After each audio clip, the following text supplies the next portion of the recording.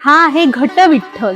विठ्ठल, रखुमाई आणि सगळ्यात त्याची प्रिय अशी तुळस, त्याचं तुळशी वृंदावन केलंय. हे राजेश्वरी, हे काय सुंदर आहे ग. थँक्यू. आणि हे कसं तू केलंस जरा आम्हाला सांगशील का? हो, सांगते ना. संक्रांतीला केलेल्या सुगड पूजनातला घट कधीतरी वापरता येईल म्हणून स्वच्छ करून ठेवला होता.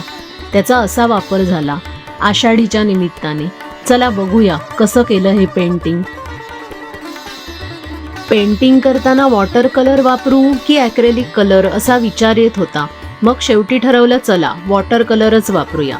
मग सुरुवात झाली विठोबाच्या सुंदर मूर्त रूपाला. नाम घोषात देह न्हाला, देह विठ्ठल विठ्ठल झाला, या ओळी हे पेंटिंग करताना माझ्या मनात येत होत्या. आणि मग सहजच माझ्या मनात विचार आला, खरंच आपल्या आध्यात्मिक जगात देहाला घटच तर म्हटलंय ज्या घटावर मी पेंटिंग करते. कारण त्याच्या बाहेरही आकाश आहे आणि आतही आकाश आहे, म्हणूनच तर त्याला घटाकाश असं म्हटलं आहे. असो, हे आध्यात्मिक विचार तर झालेच, पण पेंटिंग करताना मला एक सुंदर अनुभूती येत होती की माझ्या हातून माऊलीचं रूप हे साकारलं जातंय, ते मी साकारत नाहीये.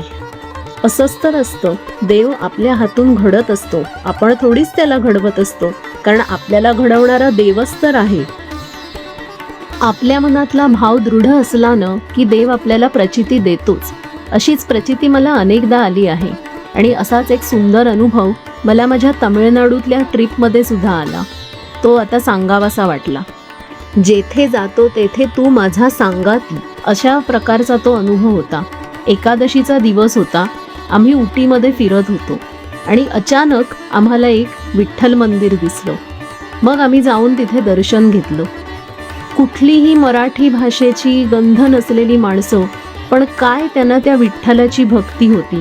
किती सुंदर सजवला होता तो विठ्ठल. तेव्हा वाटतं की खरंच भाषा, प्रांत या सगळ्याच्या पलीकडे आहे ती माझी माऊली. आणि त्या माऊलीवर रुसलेली रखुमाई सुद्धा माझ्या हातून साकारली गेली. याआधी क्विलिंगमध्ये, पेपर पेंटिंगमध्ये, अशा अनेक माध्यमांमध्ये मी फक्त विठोबालाच साकारलं होतं.